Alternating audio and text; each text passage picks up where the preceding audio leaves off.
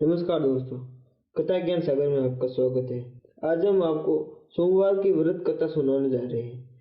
कृपया करके ध्यानपूर्वक सुने। ज्वालापुर नामक नगर में एक बहुत धनी साहूकार रहता था। उसके घर में धन की कोई कमी नहीं थी। उसे केवल एक दुख था कि उसके कोई पुत्र नहीं था। वह दिन रात यही चिंता करता रहता था।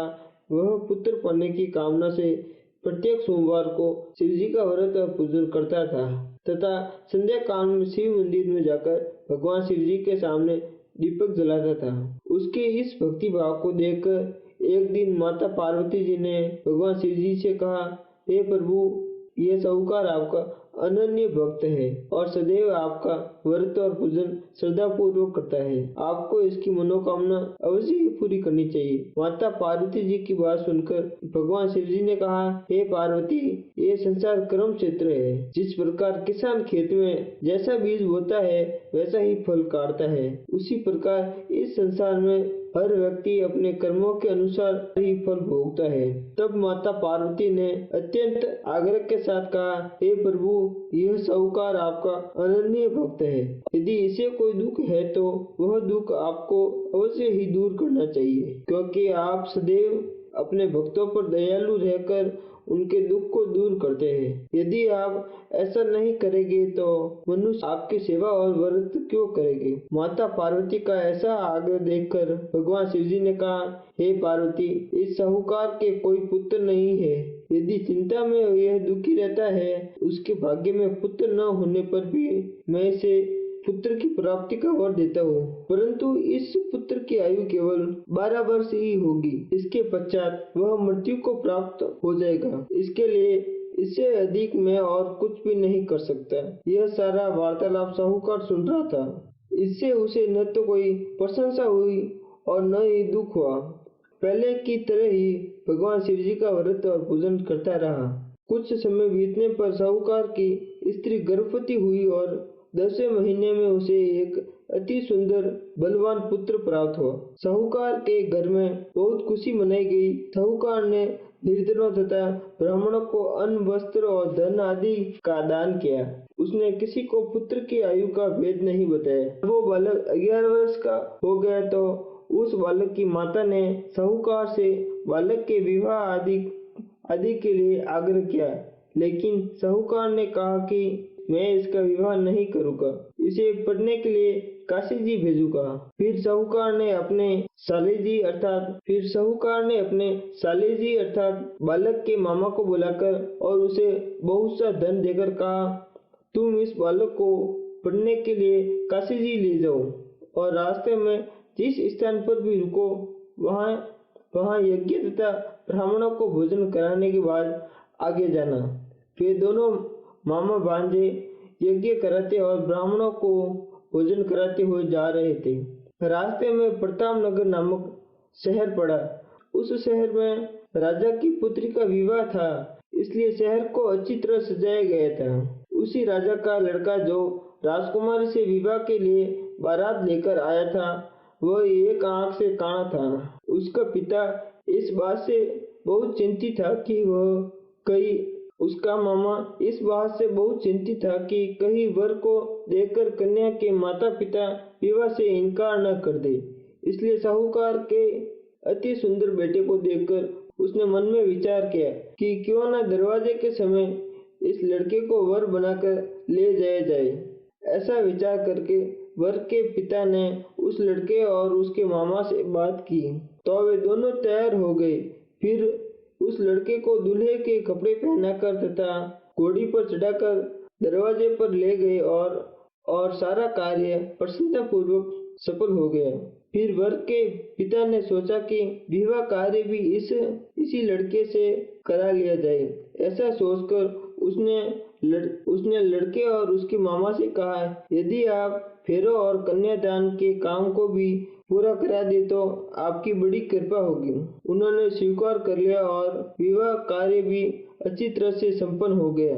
परंतु जाते समय लड़के ने राजकुमार की चुनरी के पल्ले पर लिख दिया, तुम्हारा विवाह तो मेरे साथ हुआ है, लेकिन जिस राजकुमार के साथ तुम्हें भेजा जाएगा वह एक आंख से काना है। मैं काशी जी पढ़ने जा रहा हूँ। लड़के के जाने के बाद उस राजकुमारी ने जब अपनी चुनरी पर ऐसा लिखा हुआ पाया तो उसने राजकुमारी के साथ जाने से इनकार कर दिया और कहा कि वह मेरा पति नहीं है, मेरा विवाह इसके साथ नहीं हुआ है, मेरा पति तो काशी जी पढ़ने गया है। राजकुमारी के माता पिता ने अपनी पुत्री को विदा नहीं किया और बारात खाली हाथ लौट गई।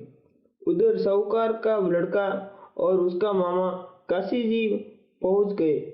वहां जाकर उन्होंने यज्ञ करना और लड़के ने पढ़ना शुरू कर दिया। जब लड़के की आयु 12 वर्ष की हो गई तो उसका मृत्यु का दिन समीप आ गया। लड़के के मामा को इस बारे में कुछ पता नहीं था। उस दिन उन्होंने यज्ञ का आयोजन किया था कि लड़के ने अपने मामा से कहा, मामा जी आज मेरी तबीयत कुछ ठीक नहीं है। मामा जी ने कहा, अंदर जाकर लेट जाओ। लड़का अंदर जाकर लेट गया और थोड़ी ही देर में उसके प्राण निकल गए। यज्ञ के बीच में जब उसके मामा जी ने आकर देखा कि वह मृत अवस्था में पड़ा है तो उसे बहुत दुख हुआ। उसने यज्ञ का कार्य अधूरा रह जाने के डर से किसी से भी कुछ नहीं कहा और संयम रखा। फिर यज्ञ का कार्य समाप्त कर ब्राह्मणों के चले जाने के बाद उसने रोना पीटना आरंभ कर दिया। संयोग से उसी समय भगवान शिवजी और माता पार्वती जी उधर से जा रहे थे। तब उन्होंने जोर जोर से रोने की आवाज सुनी तो माता पार्वती जी ने भगवान शंकर से कहा, हे प्रभु, कोई दुखिया रो रहा है, उसके कष्ट को दूर कीजिए। तब भगवान शिवजी ने पार्वती जी से उसके समीप जाकर देखा तो वहाँ वह लड़का मृत पड़ा था। पार्वती जी बोली, हे प्रभु, ये तो ज्वालापुर के साहूकार का लड़का है जो आपके वरदान से उत्पन्न हुआ था। शिवजी बोले, हे पार्वती, उसकी आयु इतनी ही थी, पूरी हो जाने के कारण यह मर गया है। तब माता पार्वती ने कहा, हे प्रभु, आप इस बालक की आयु बढ़ाइए, नहीं तो इसके माता पिता तड़प कर मर जाएंगे। माता पार्वती के बार बार आग्रह करने पर भगवान शिव ने उसको जीवित कर दिया और शिवजी की कृपा से लड़का ओम नमः शिवाय कहता हुआ उठ गया। भगवान शिव और माता पार्वती जी कैलाश पर्वत को चले गए। तब वह लड़का और उसका मामा उसी प्रकार यज्ञ करते तथा ब्राह्मणों को भोजन कराते हुए अपने घर की ओर चल दिए। रास्ते में वे प्रताप नगर पहुँचे और वहां पर आकर उन्होंने यज्ञ आरंभ कर दिया। जब वहां का राजा उधर से गुजरा तो उसने उस लड़के को तुरंत पहचान लिया और अपने महल में ले जाकर उन दोनों को बहुत आदर सत्कार दिया। साथ ही बहुत सा धन आभूषण और वस्त्र देकर उन्हें राजकुमारी के साथ विदा किया। जब वे अपने शहर के निकट पहुँचे तो मामा ने कहा कि मैं पहले तुम्हारे घर जाकर सूचना दे आता हूँ। जब वे अपने शहर के निकट पहुँचे तो मामा जी ने कहा कि मैं पहले तुम्हारे घर जाकर सूचना दे आता हूँ। जब उस लड़के के मामा जी घर पहुँचे तो साहूकार और उसकी पत्नी घर की छत पर बैठे थे और उन्होंने यह प्रण कर रखा था कि यदि हमारा पुत्र सकुशल लौट आए तो हम नीचे आ जाएंगे, नहीं तो छत से कूदकर अपने प्राण न्योछावर कर देंगे। इतने में उस लड़के के मामा ने आकर बताया कि आपका पुत्र सकुशल वापस लौट गया है और उसको विश्वास नहीं हुआ। इतने में उस लड़के के मामा जी ने आकर बताया कि आपका पुत्र सकुशल वापस लौट आया है और उसको विश्वास नहीं हुआ। तब मामा ने शपथ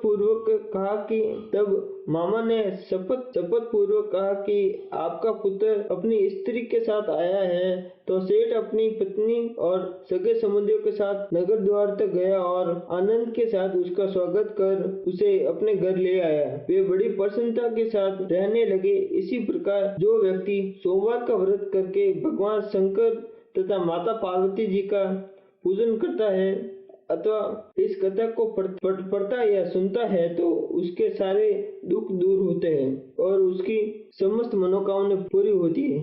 धन्यवाद।